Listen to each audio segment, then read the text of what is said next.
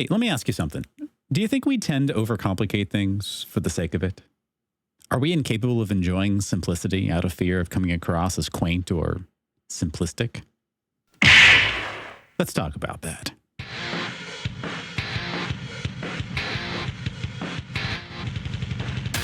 From emotional intelligence to Street Fighter, poetry to nature, to comic books and other curious things, and everything in between. This is the internet show that asks, what can this teach us about being human? I'm your host, Sam Kirk. Welcome to Team Human. This is The Counter Hit.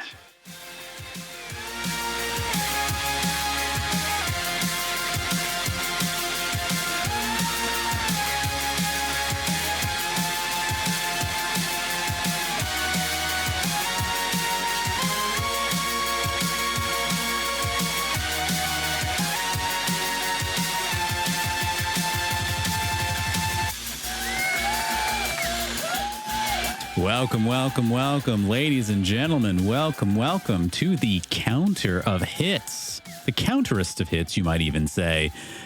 I'm delighted to have you all here. All of you, every single one of you, new and old. We are here, and now so are you. Welcome aboard, my friends. I'm your host, Sam Kirk, also known as Scare Quotes, and this is the Counter Hit. This is a place where we get a little bit of sanity back after all the craziness that's going on in our world. And we try to recalibrate ourselves, what's going on in the world, good and bad, while also just having a place to hang out. You know, we all got to die someday. We might as well enjoy the time we waste while we're at it. And I'm so glad you chose to waste some of your time today with me. You know, I meant it when I meant that I'm concerned. I have questions about whether or not I think deeply that we're afraid of enjoying the simple things in life. And of course, I'm thinking about video games here today. But before I dive into that topic, I think it's about time we talk about some good news, some just overall good news that all of us should be aware of. Because it's kind of hard to be aware of all the good news that's going on, because the world makes it hard, makes us want to only pay attention to the stuff that's not going so great. So let's spend just a little moment, if we can, thinking about some of that good news coming our way.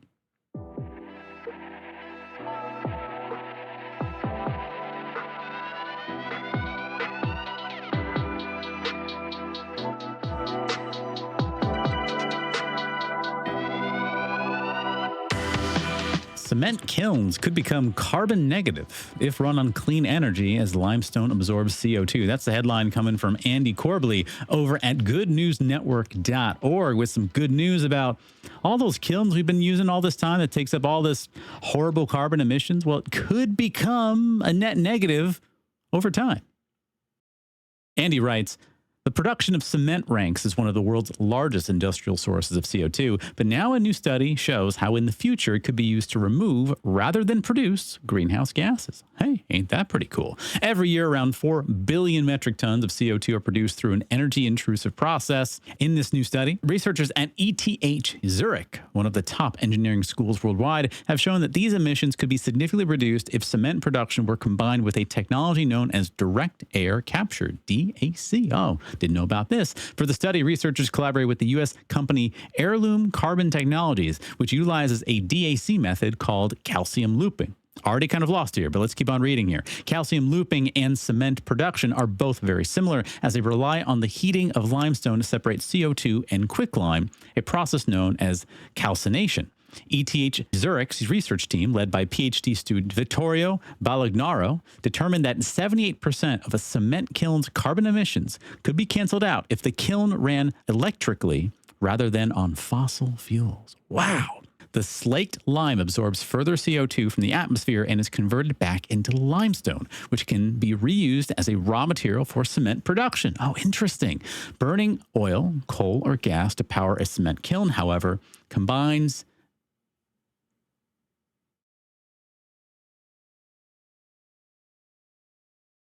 deleterious and heavier elements into the emissions that prevent them from being absorbed back into the limestone. Interesting. So it uses this new interesting method, which changes out how the carbon emissions are canceled out thanks to everything being powered electrically rather than using the actual fossil fuels themselves. Those kilns that are all across the globe, but kind of all over the United States, if I'm being perfectly honest, well, they could have a use. That's pretty darn good news, folks. I love hearing good news about the environment. You know, we've only got one planet, one Earth. Actually, it's not true. We've got billions of planets.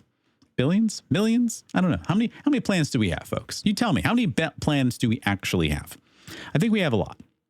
I want to say billions, trillions, quintillions, etc. But don't let me get the facts wrong here. However, there's one planet that kind of brought us human beings here, and it's planet Earth. I'm a big fan of planet Earth, and I love talking about exploration. I love talking about space exploration. But I got to be honest, whatever we can do to treat home a little bit better, keep it tidy, would be nice. And especially if we've already got infrastructure, I love creative ways in which people have been able to find workarounds to what was probably, in very bad hindsight, poor infrastructure. Yet we have found a way to make it work for our own ends and help the environment as a whole with a net zero, negative, nothing impact on the Earth. So that's pretty cool. That's pretty neat. I cheers to that accomplishment here. By the way, if you're watching our video podcast, I'm not drinking alcohol. I promise. This is not alcohol. This is actually root beer, mug zero sugar root beer, which I didn't know was a thing until literally today when I saw it at the grocery store. Big shout out to Plant Slant, also known as Liam. It's one of our goats when it comes to just generally good nutritional advice. You know, the kind of advice that, you know, doesn't break the bank and keeps the human in perspective, doesn't make you go on a stupid crash diet. He recommended it, and I gotta say, it's pretty tasty.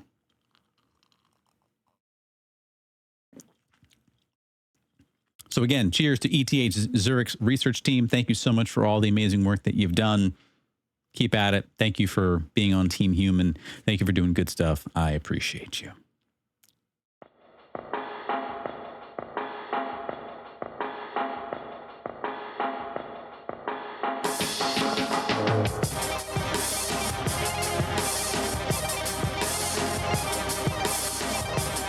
More good news coming to us once again from the Good News Network.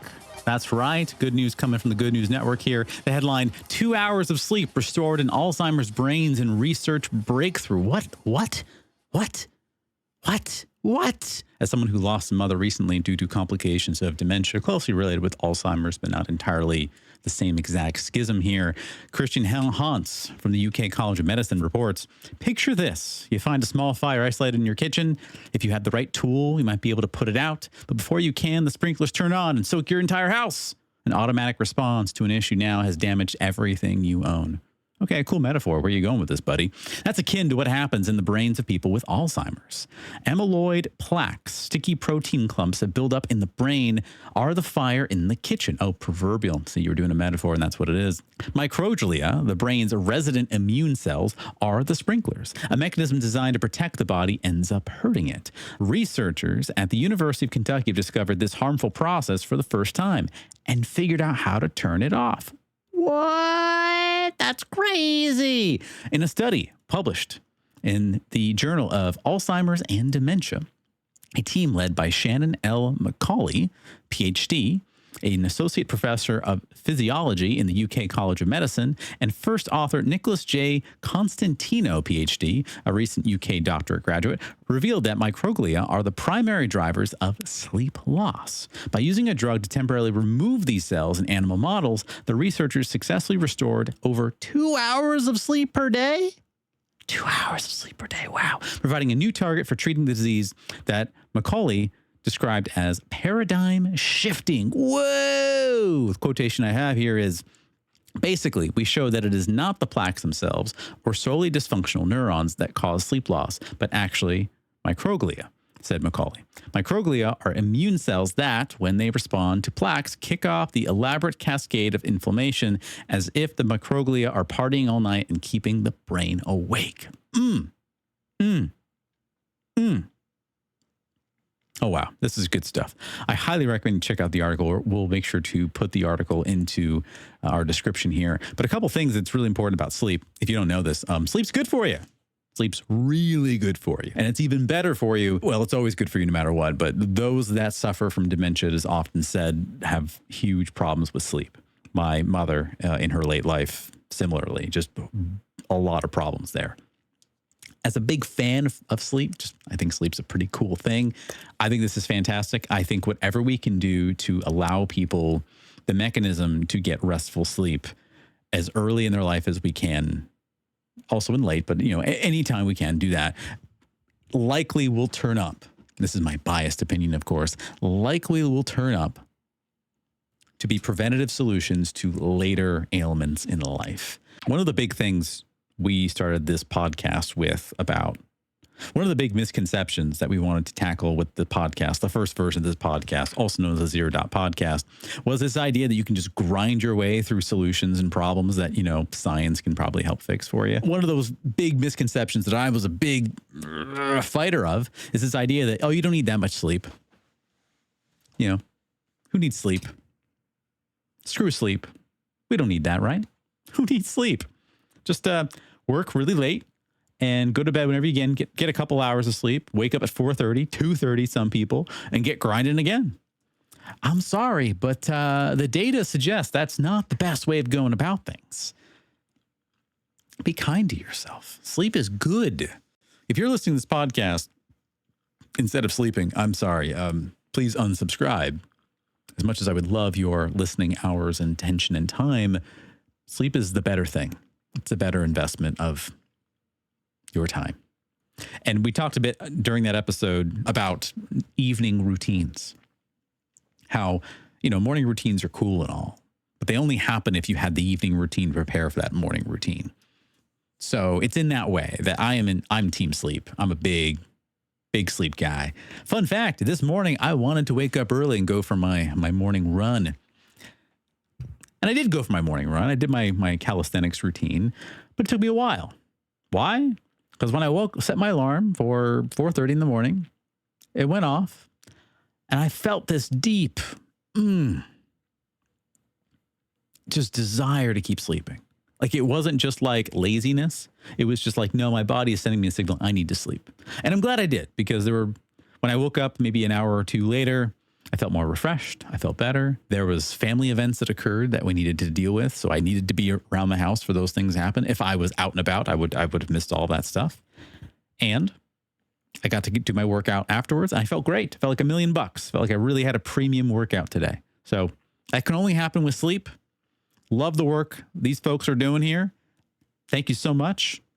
I'm sorry, millions of patients, potentially billions and millions of patients who suffer from Alzheimer's or dementia who've already passed away will not see the fruits of this labor. But those that are probably developing small symptoms now might see something that will help in this particular fashion. So thank you, everyone that's working on this, those from UK College of Medicine. Thank you, Shannon L. McCauley, as well as Nicholas J. Constantino.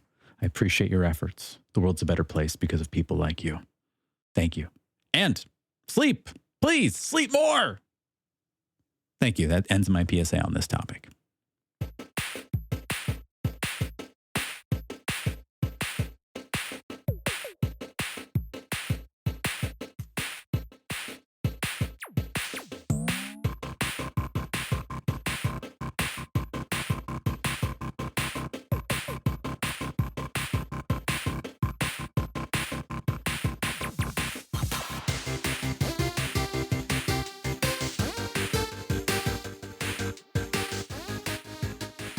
All right, here we go. Just trying to get this last level in here real quick. No big deal. Oh, I'm about to get a high score. This is sweet. Oh, I think I got all the shapes here. Here we go. And, oh, whoops. Sorry. Didn't see you there.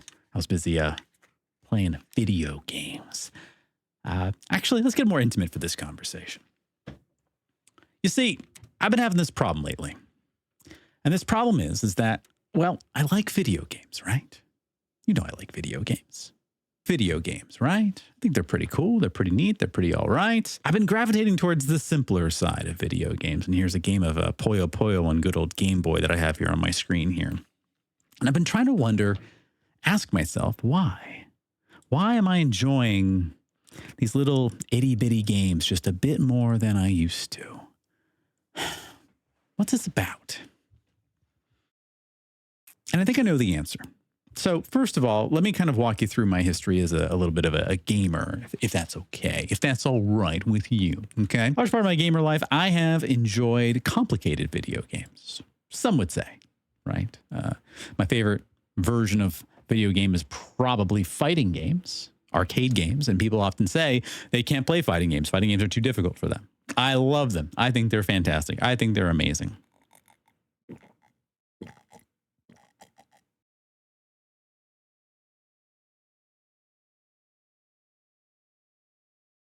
And I used to believe that the reason why I liked fighting games was the competitive aspect.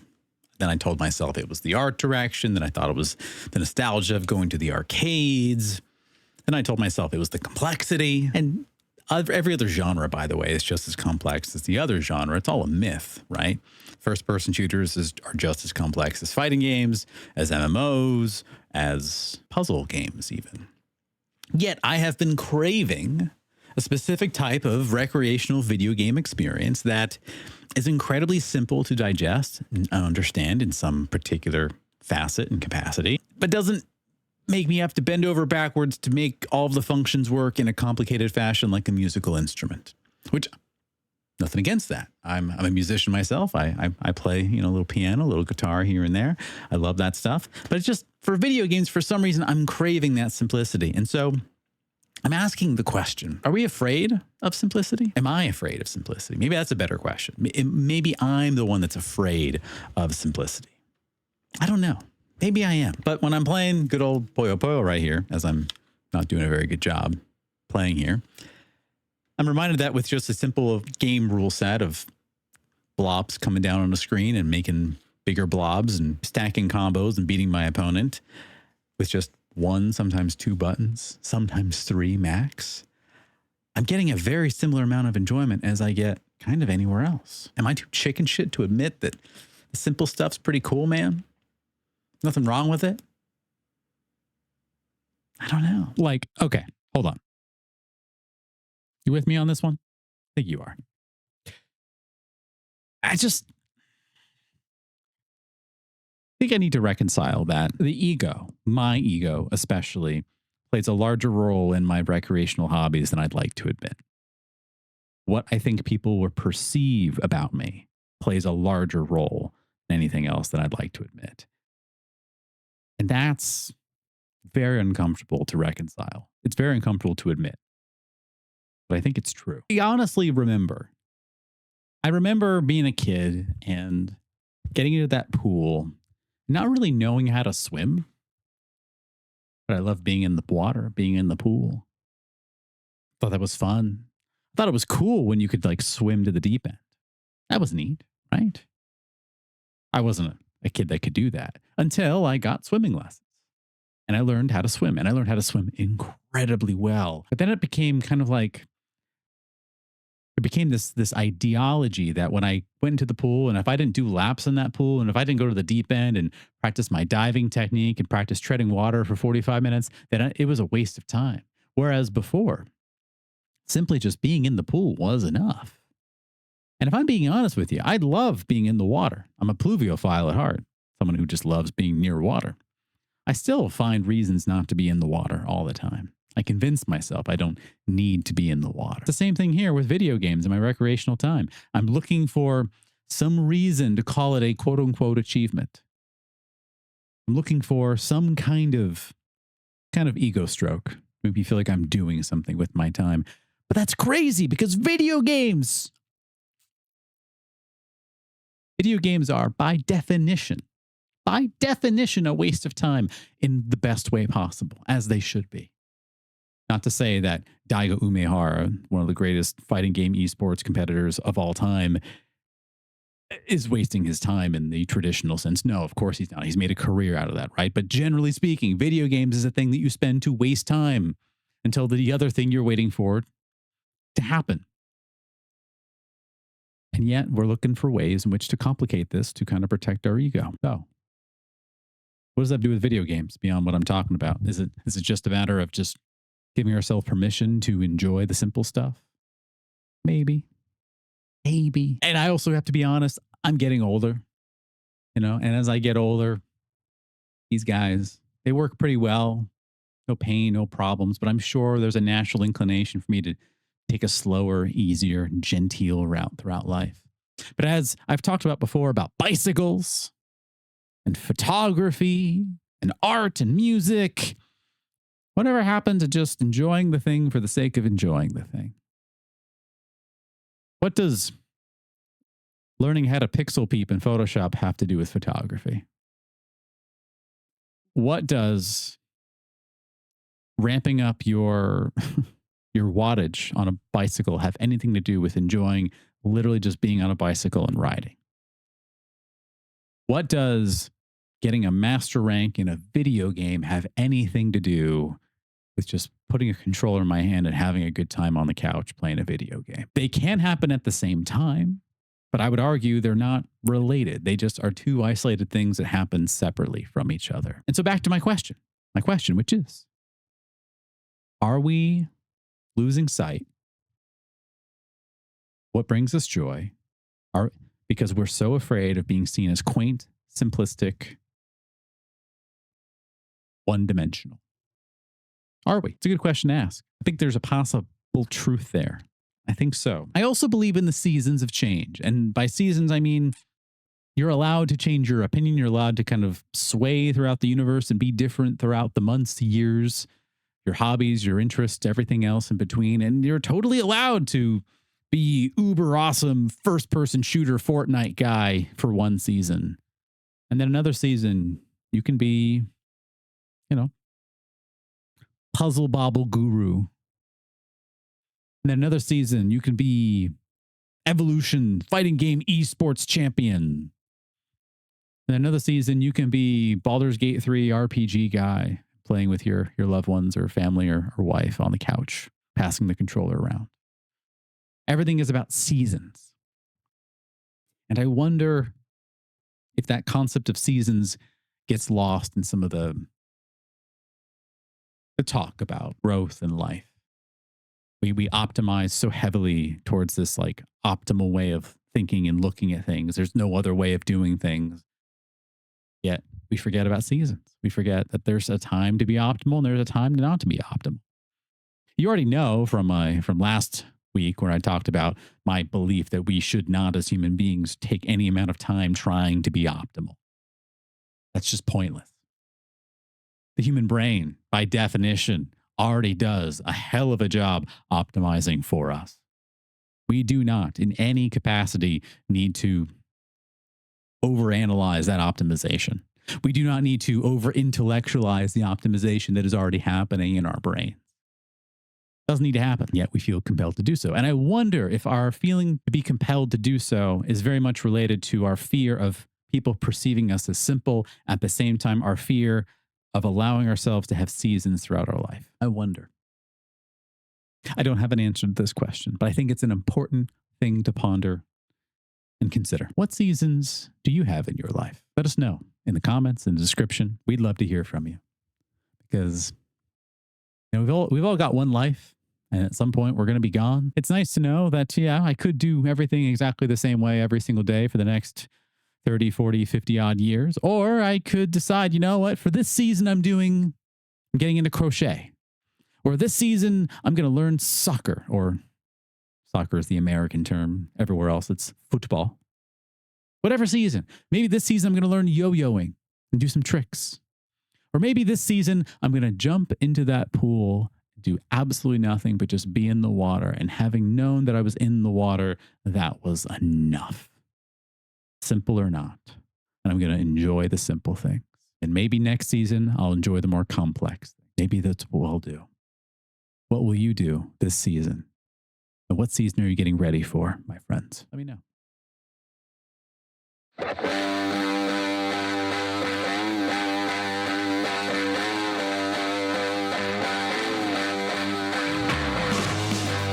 Hey, folks, did you know that we have a Patreon? And those that join our awesome Patreon get access to all kinds of perks from the show. They get episodes of our show a lot sooner than everyone else. They get access to other shows we're working on that you are not familiar with because they have not been publicly made available. They also get access to cool little hangouts with myself, chilling and vibing with the Club ZD crew, Club Zero Dot. I know what you're asking. How do you join this cool club? Why are you being so exclusionary, Sam? Why are you being all gatekeepy on me? Trust me, I have no desire to, which is why I'm talking to you today about our lovely Patreon. By going to www.patreon.com/zero.media, you can come join our club. Oh, how much does it cost? You're probably asking. Oh, I'm so glad you're asking. $3.99 or your regional equivalent. Okay, but there have to be like multiple tiers. Like that's just like the basic plan. No, there's just one plan. That is it. One fee. That is it. If you'd like to give more, there's nothing stopping you. But the bare minimum is $3.99 or your regional equivalent to join Club Zero Dot to get all of these amazing perks. You also get access to our phenomenal and fantastic, if I don't say so myself, Discord server, where myself and co-owner Daniel Prattley help manage and run the halls of Zero Dotville, Zero Dot Town, whatever you want to call it. Only here at the patreon.com/zero.media can you get access to all of those lovely goodies and more. Zero.media is many things, and the counter hit is one of those many things. So if you're only listening to the counter hit, you're only getting one very small slice of the show, one small slice of what we can provide to you all. And a big shout out to all of our Patreon supporters who support our show along the way. You know who you are. Thank you for your support. We couldn't do this without you. And that's it. That's our Patreon. So come check us out if you haven't already. All right.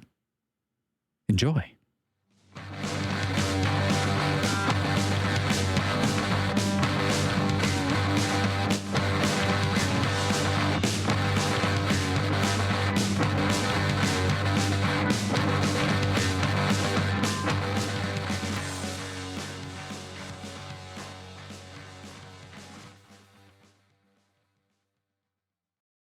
So you just heard about our awesome Patreon.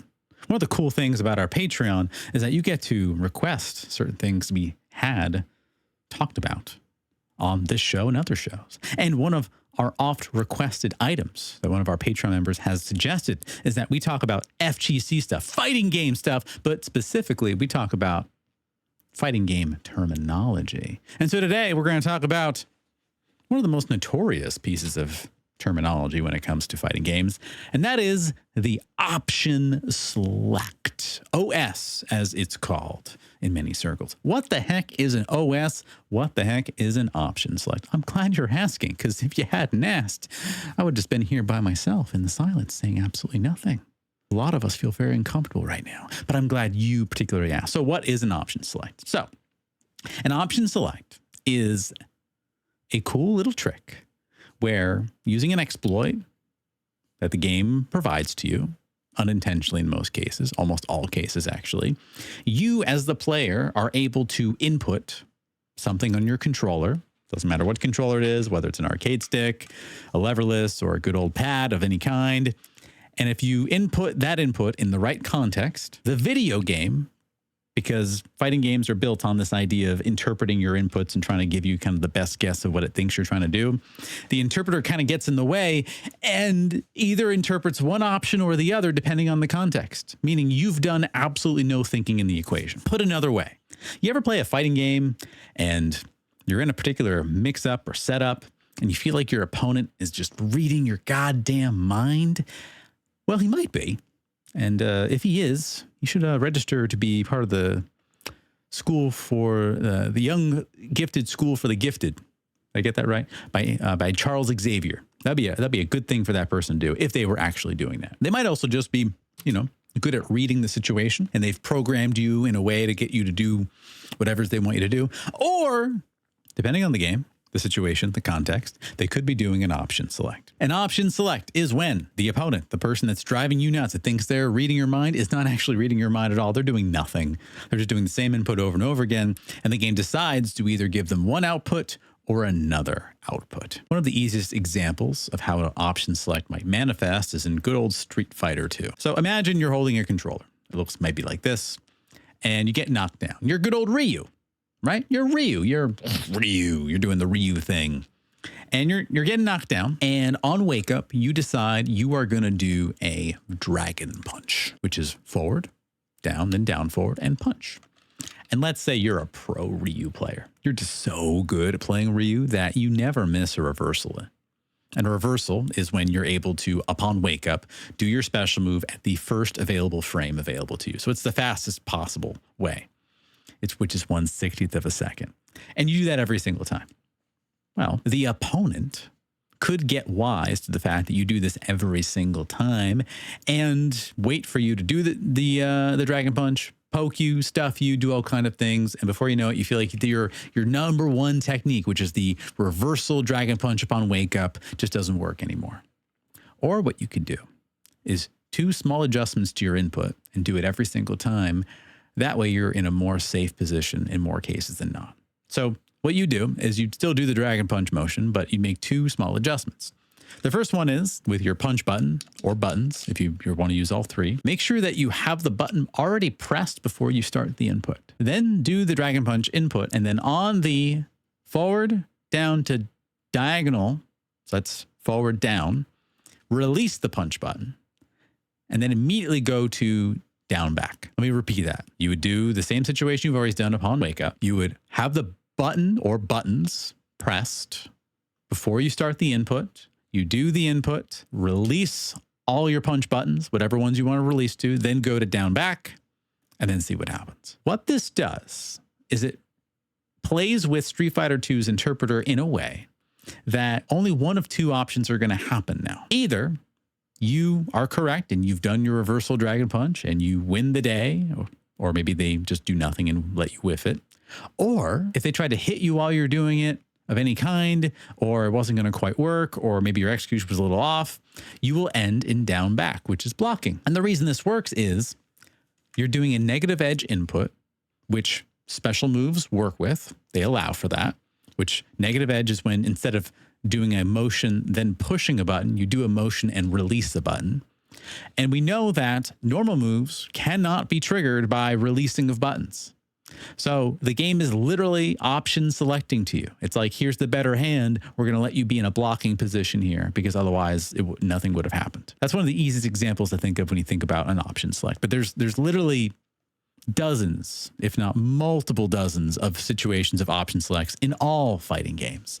Recent fighting games, old fighting games, they're basically everywhere. So the next time you feel like you're getting thrown looped or you're getting stuffed in a mix-up, that you feel like the opponent is just guessing the right solution every single time, guess again, because they might not be.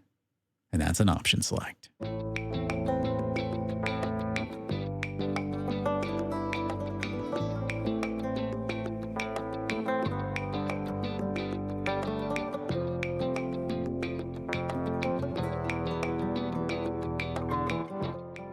Here we are, folks, bringing it back to a popular section in the Counter Hit where we talk about Reddit stuff.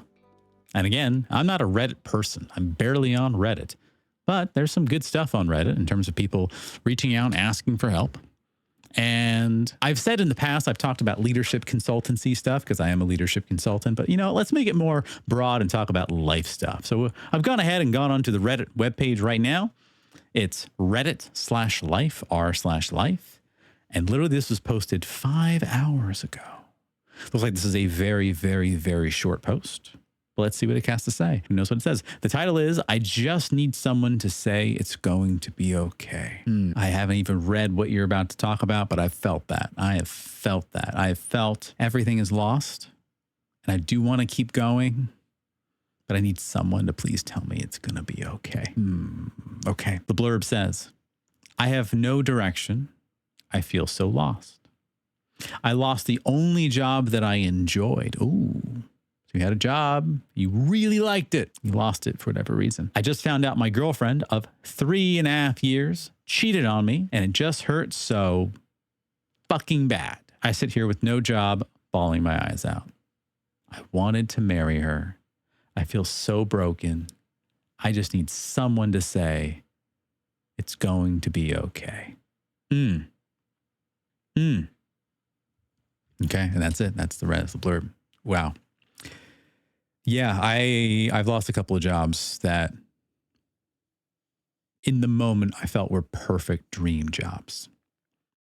I used to work for a very short period of time. I worked at a record shipping company, not a record label, the company that would ship records to people and turntables and all that stuff. It was a mom and pop kind of situation, and I worked in the shipping department. Department is a very fancy term, but it was like 5 or 7 guys just packing sleeves and doing the thing, packing sleeves and doing things, whatever. I love that job. I love the people there. I love the vibe. It felt really cool. The CEO or the owner of the company, not so much. And there's a reason. But man, I was really bummed out when I wasn't welcome back at that job. I didn't get laid off, but I got asked not to come back. The story to that is this individual had a board, like a chalkboard or a leaderboard of us, and had us put our names down and how many boxes we were able to get done and whatever. And I was always number one or very close to number one all the time. He was very impressed by me after a while. He didn't know I had a business analytics background. So I talked to him a little bit about what we could talk about, et cetera. And he seemed interested, but still trying to suss me out who I am as a person. This is a temporary gig, by the way. This was not a real full-time thing. This was just something to just kind of do in between gigs I was kind of working on. And, good group of guys. And at one point, we closed shop maybe 30 minutes early, went out to a pub, had a little happy hour shindig, and had a good time. It was a good time. Really good vibes all around. Come back the next day, and the owner is pissed. We wrapped up about 30 minutes early, that we were still behind on our schedule. Keeping in mind, this owner also wouldn't let us work overtime because he wasn't going to pay the bill to pay us overtime. He just wasn't going to do that. So we kind of did him a favor here. But the implication was we should have worked the extra 30 minutes or however long it was because we were behind on stuff and started reaming everyone out. And I forget the exact words that were said in this entire conversation, but it seemed very clear that no one wanted to take accountability for what they did. And on top of that, the team leads, we had 2 team leads in the shipping department, were trying to be diplomatic, but also they were in a tough spot and also kind of dodging some bullets. So eventually I just stood up, I'm like, hey, why are we talking to each other like this? I stood up to the owner. I'm like, why are you speaking to all of us like this? We're all adults. You want us to have not clocked out 30 minutes early. Got it. We can do that moving forward. We thought we were cooking well. We decided to all enjoy some time together as like a bonding moment. It was fun. I don't regret it. I know that I see that really upset you. We can ensure that we will never do that again. But I made it super clear, don't communicate to us like this, because this guy was screaming at us, like yelling at us, like, don't do that. Don't do that. He quietly went off. We did our thing. The next day we had a big snowstorm. And then the next couple of days I never got a call back. And then I called and I got nothing. I got a weird text message from a random person saying, hey, can you come in today? And I thought I didn't know if it was one of the people's numbers. So I came in, knocked on the door. No one was there. And I got a phone call from the owner later saying, hey, I think we're good. I think we don't need your services anymore for whatever reason, et cetera, et cetera, et cetera.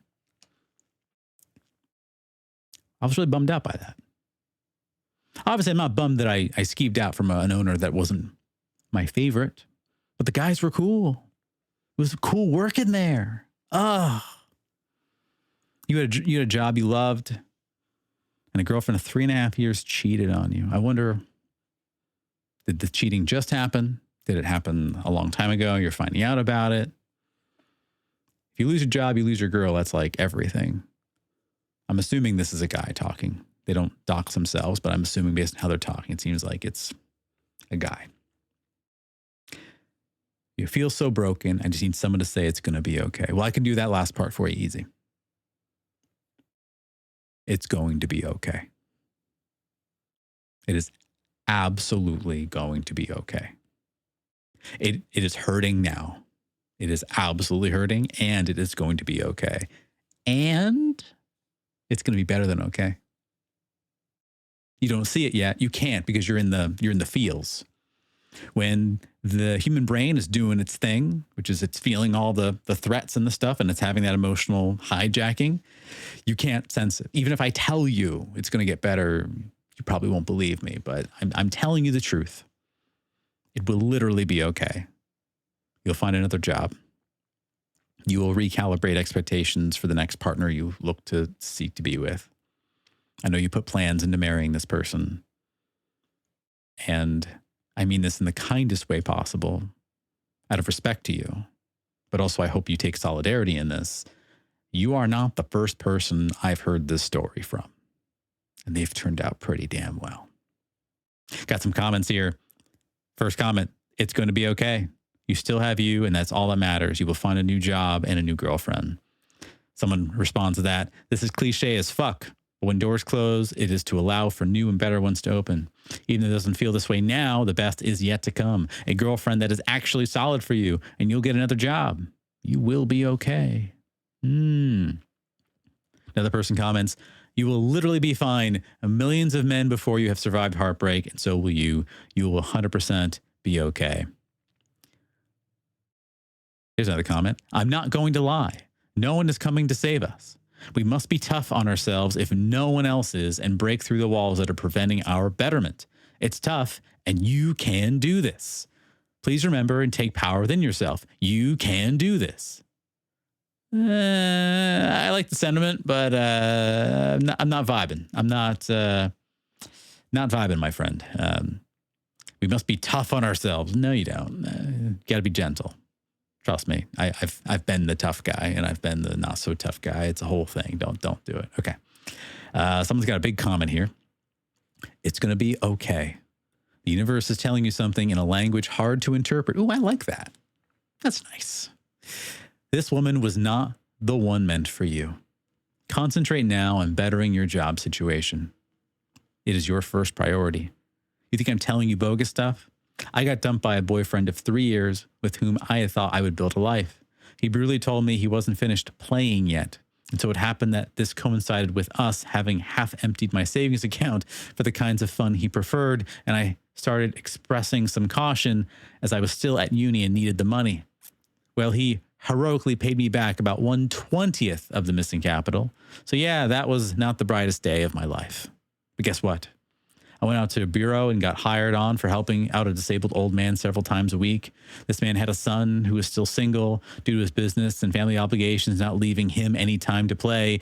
And I had a smashing good marriage with that guy, which lasted 45 years. Whoa! Until the universe took him away from me again, but left me with 3 great people in my life, which we had raised together. Aw.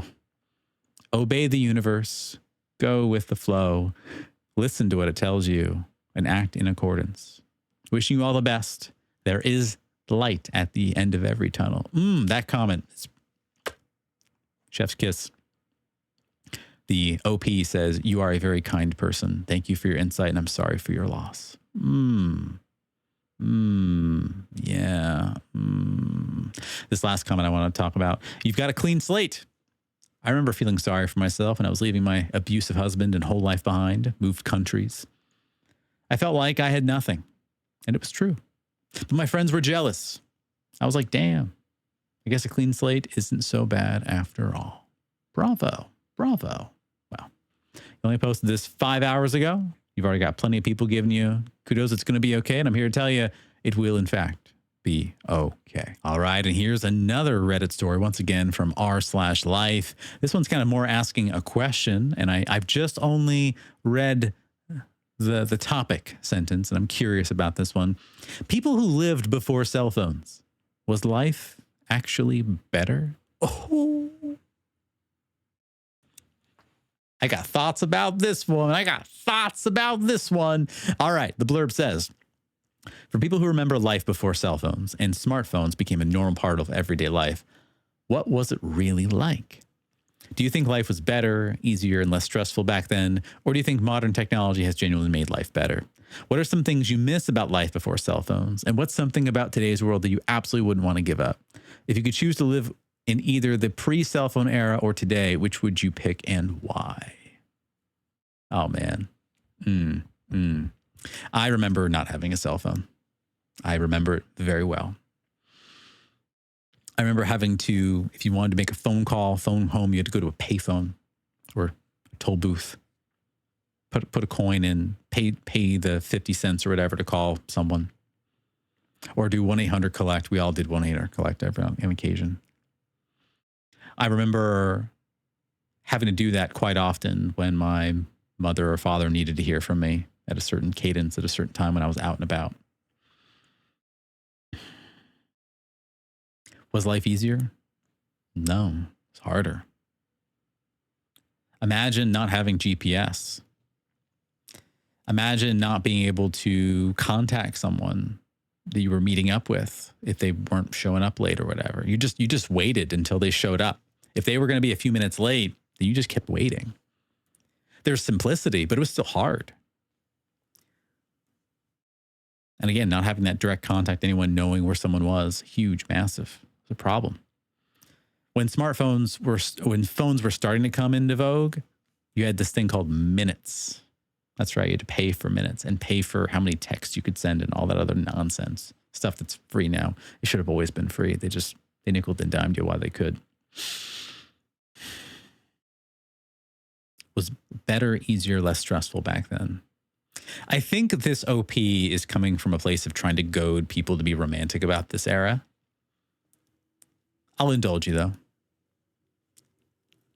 This isn't an original idea. You can actually, you can probably pick this from the good comedian Pete Holmes. But there was a time before cell phones when we did not know things, and it was okay not to know things. You wonder a question to yourself and go, hey,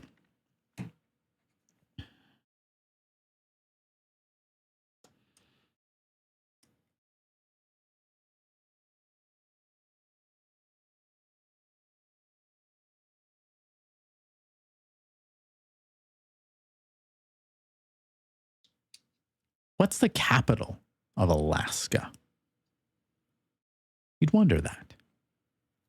And one of your friends would probably know. But if they didn't, we would just be like, I don't really know. I don't know. And you'd ask the person next to you, you'd ask a stranger maybe, or just as valuable, you would bask in the not knowing of the thing. You would just enjoy not knowing until you went home and looked it up, or you asked your parents, or you looked at it at the library, you asked an adult, or you had to take an extra step. There's a level of obfuscation to get to the knowledge that you had. And so you had to be comfortable not knowing something for a while. And then because there was a big gap between you not knowing, you having the question, the thought, not knowing it, and then the gap between you knowing it, when you finally know, you're like, oh, yeah, of course. There's a big eureka moment. Those are minimized almost to nil at this point because we have a phone. You want to know the capital of Alaska? Just look it up.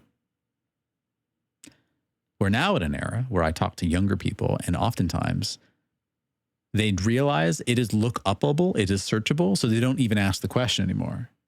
Why would you even ask that question? I can just look it up. You would only need to know the answer to that question if you're filling out some kind of form on a test, a form on something online. Then you'd look it up, or today, Chat GPT it. Ugh.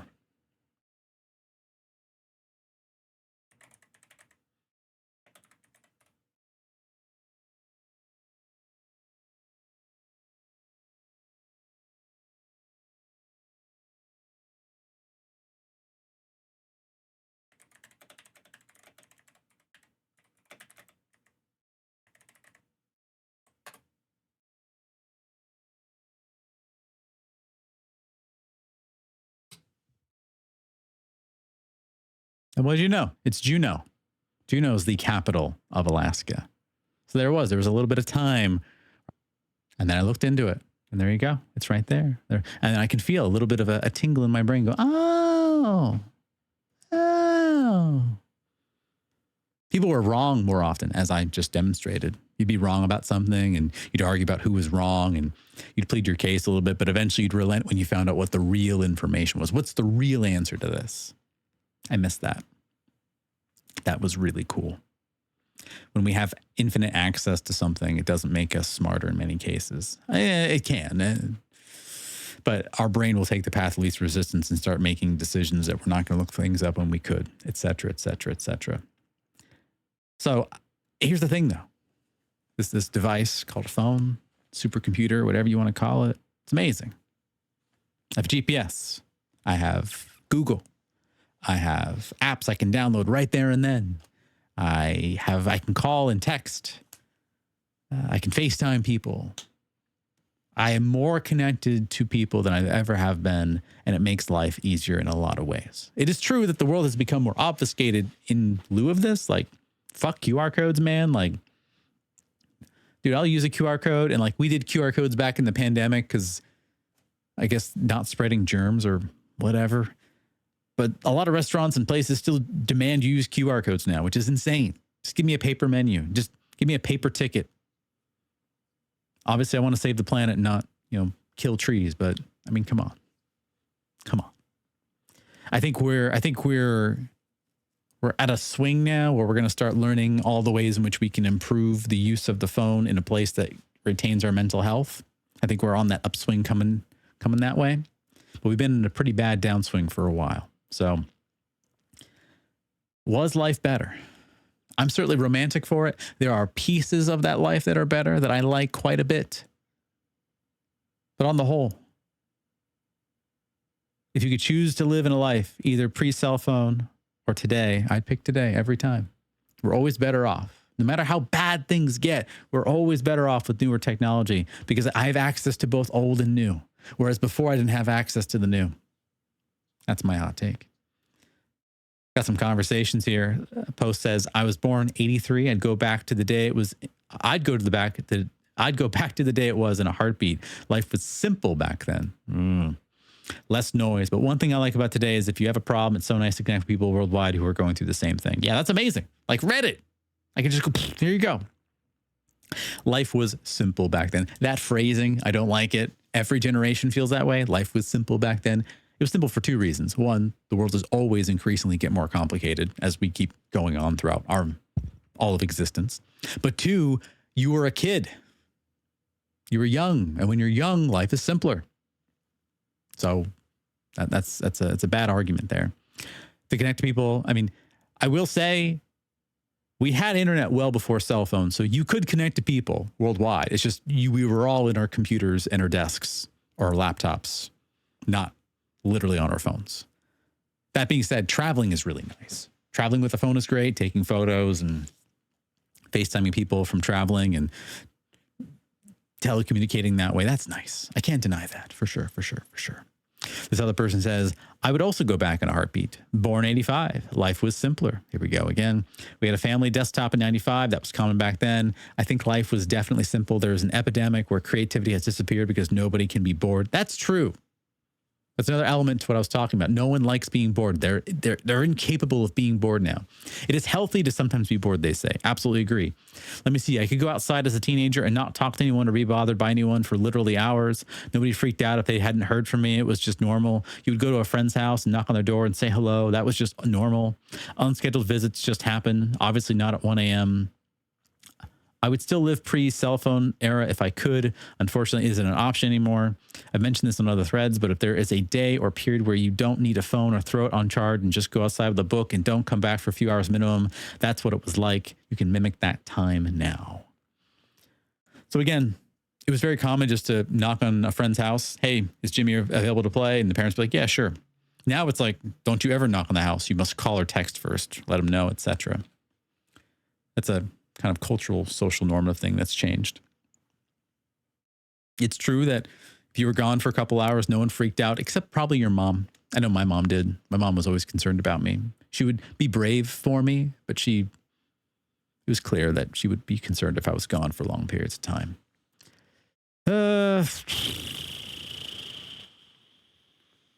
Yeah.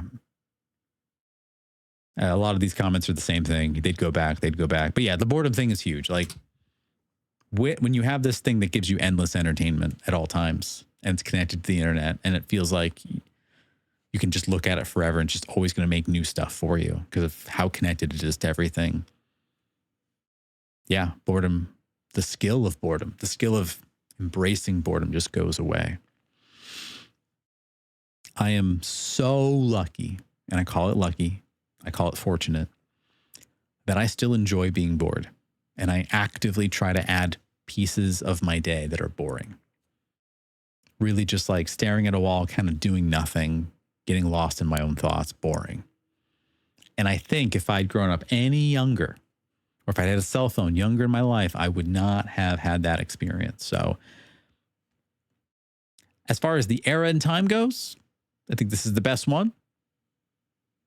I'm lucky though that I have that general paradigm in my brain and how I think about things. So good question. Good comment. Moving on. This last Reddit story, I don't even know if it's a story. It's just someone posting something. That's the thing about Reddit. You never know what you're going to get. Like I said, I'm not on Reddit very often. I'm only on Reddit for these episodes here. The title here is 7 hours ago, I finally quit my job after 6 years of hating every morning. Oof. That sounds like that feels really good. Let's see. I handed in my notice today. No backup plan. Okay. Just savings and a feeling that I couldn't do one more day of that place. Been there since I was 22. So you're 28 now. Okay. And I never once woke up excited. People keep asking what's next, and I honestly don't know, but for the first time in years, I feel light. Sleeping is easier already. Scared, but sure. Wait, sleeping is easier. Wait. You handed in your notice today, so did you take a nap? Or did you already go to sleep? I'm confused. Okay. Well, hey, good for you. Scared, but sure. If you got enough in savings, yeah. I don't want to kill your parade, but that feeling that you have is the intense feeling of the pressure being lifted off of you. It's a phenomenal feeling, and I'm glad you have it. That is incredibly temporary. And then there's other things that come through in the end. Now, at 28 years old, you're young enough. I think you can do a lot with your life. You should be fine. Yes, the job market sucks right now, but I think you'll be fine. And by fine, I mean you're going to work your ass off and be kicking butt, but at least maybe you'll put yourself in a position where you're doing something you love a little bit more than what you were doing before. Again, there's not a lot of detail here. I don't know what the job was. I don't know what made the job so horrible. I'm worried. Again, reading into nothing probably, but I've seen quite a few people on the younger side of things who hate a certain thing and are so happy to be done with it, only to find that what they hated had nothing to do with the job or had nothing to do with the thing that they had placed their hate on. It's a very common thing. I hope that's not your case. I hope that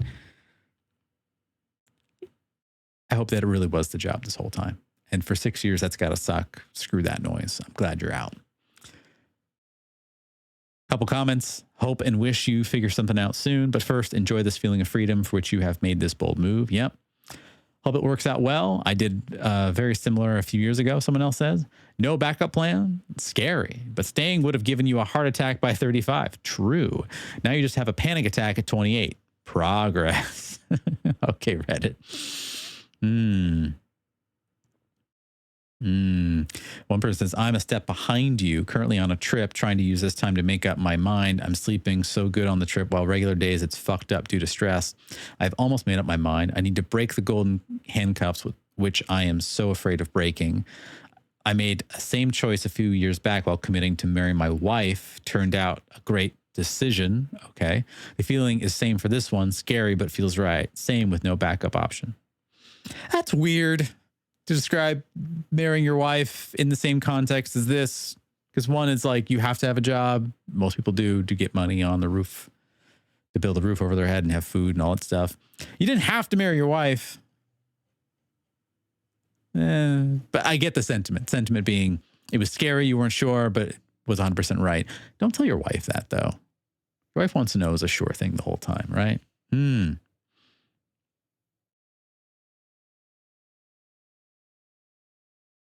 I like this one comment. I rarely had the next step when I decided it was time. Be well, fellow Redditor. Someone else says, be proud. It takes real courage to do what you did. Throwing ourselves into the unknown is part of the big adventure. I believe you'll be very glad you made this decision. At least someday. Yeah. Nice. Nice. Be well indeed. I quit a job once. No backup plan. One time. Just once. I won't get into the details right now about it because it's a little spicy. It's a little whatever. But it was hard. It was scary. It was about 7 months of hell of picking up any job that I could. Didn't matter what it was, just to get some kind of cash flow coming in while I got my other real job on the ground. It was demoralizing. I barely got any sleep. I was working 3 part-time jobs at once to make up for it. But as hellish as that was better, a better situation than having stayed at the place that I was in. And I knew I made the right call, even though I was getting beat up for it. So don't let anyone beat you up about that. So good for you. Congrats. I wish you the best.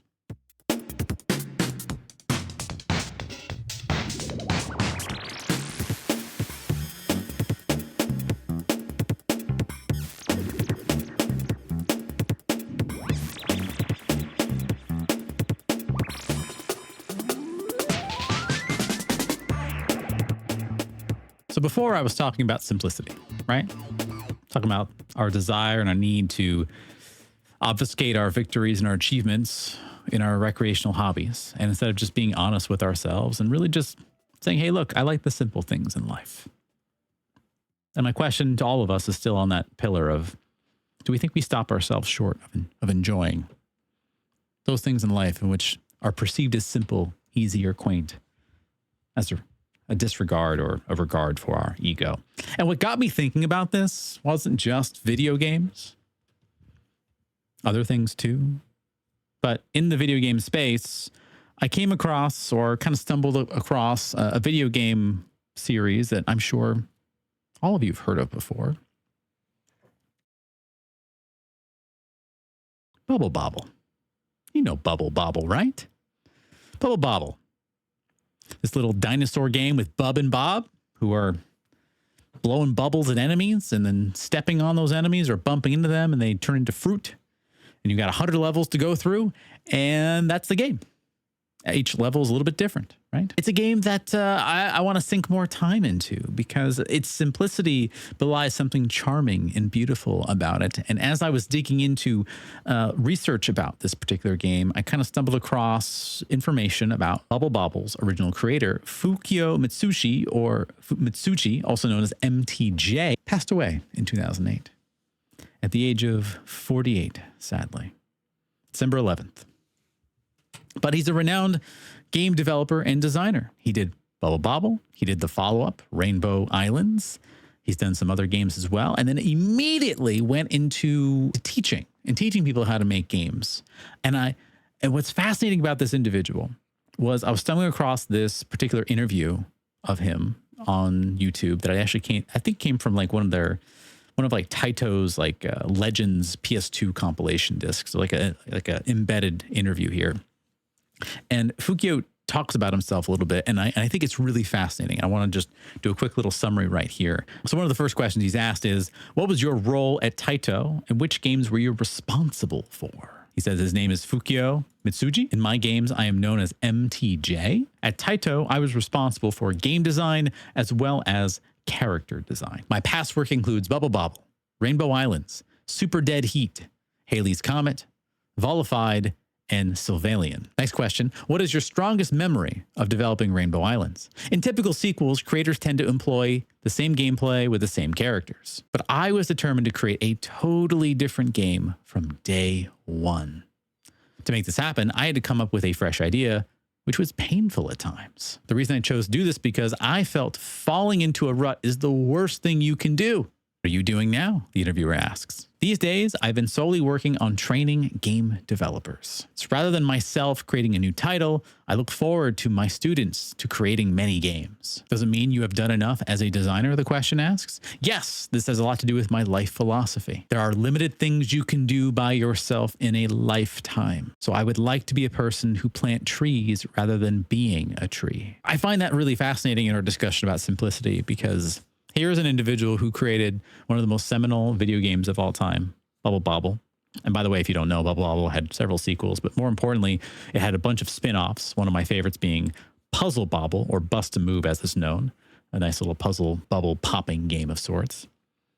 And here's an individual who, once he kind of did what he thought was his best work or made his mark in his industry, he's now focusing on the next generation. And then he believes in sunsetting his life and not going any further. Now, it's unfortunate that he ends up passing away at the age of 48, unfortunately, which is a very young tenure when you think about it. Yet there's something romantic about an individual who is not shooting for the stars, an individual who is content with just a little bit of something. It's funny, he has this dichotomy of not wanting to settle for falling into a rut and doing the same thing over and over again. You must keep reinventing yourself. Yet at a certain point, there has to be a time when it's done and you have to like sunset into that life, according to his philosophy. Now, you could choose to read this and say, well, he only had a couple hits. So after that point, he just decided to quit while he was ahead. Okay, sure. Fair enough. Poindexter. Yet that's not how I'm reading the situation. Not really. The way that I'm reading this situation, if you're reading the same situation that I am, I think it's a very wise thing to not take more than what you need to take from life. Enjoy what you have. Feel free to ask for more things, but know when enough is enough. And if I can kind of wrap things up of all the things I've been thinking about lately, I'm so fortunate that I was taught the lesson early on of knowing when enough is enough. What is enough? How much money in your bank account is enough? What does success look like for you? You didn't know how to get there, and that's fine. You don't have to know how to get anywhere. But along the way, you knew what you're leading towards. And once you've achieved it, okay, you're good. What's the next journey for you? Instead, I'm wrought with individuals across all industries, youths and olds alike, which is you achieve the thing, and now there must be a new thing you must achieve instead of just sunsetting, recalibrating, finding out what you want to do next. It's always what's next, what's next, what's next, what's next. Keep growing, keep growing, keep growing. And I hate to be that guy, but there's no such thing as infinite growth. It's true. There really isn't. It is true that our idea of what our ceiling is way lower than the actual real ceiling is. That is true. That is really true. But if we actually go to our umpteenth optimal levels, there are caps, biomechanical and otherwise. And then there's the question of being fulfilled while you do it along the way. Going back to what I was talking about before about simplicity. I've played some really complicated video games. I've had some pretty, I don't know if you would call them achievements, but some pretty cool achievements in my day. I've done pretty well in fighting game tournaments. I have done a couple of speed runs for some video games. Never a world record, but close to a world record for a couple of video games. Batman on the NES, you know what I'm talking about. I've achieved things. All the while I'm asking myself, what am I doing this for? And I realized that I was just doing it because I said, well, I'm suffering now, but later on, I'll be happy. And so I think about good old MTJ, one of the great game developers in the entire world who created one of the most iconic games ever, Bubble Bobble. He made that. When I think about that individual and his goals and the fact that he was okay with having a couple of good arcade hits, he was good with training the newest generation. See some similarities in myself and how I focused the past, 5-6 years now, training the newest generation of leaders. And I think we need more of that. More people willing to just say, this is enough. I don't need more. Had enough. I've had my fill. Now it's time to plant seeds for the next generation. And doesn't hearing that just make you want to play Bubble Bobble, a game that has 100 levels? I think later versions had 200 or 300 levels, but a certain amount of levels and that's it. You're done. Doesn't that just make you want to play that game now? I'm always amazed at the people that make the games that I love so much. I'm amazed at what they're capable of doing. I'm amazed at what strife they had to battle through to be successful. I'm amazed at the ones that decide, I'm not going to ride this money train further than I need to. So amen to that. I'm going to say, for the purposes of this week's episode, MTJ is our 0 person of the week. Thank you, MTJ, for all that you've done. I'm sorry for your early loss, but your impact is immeasurable.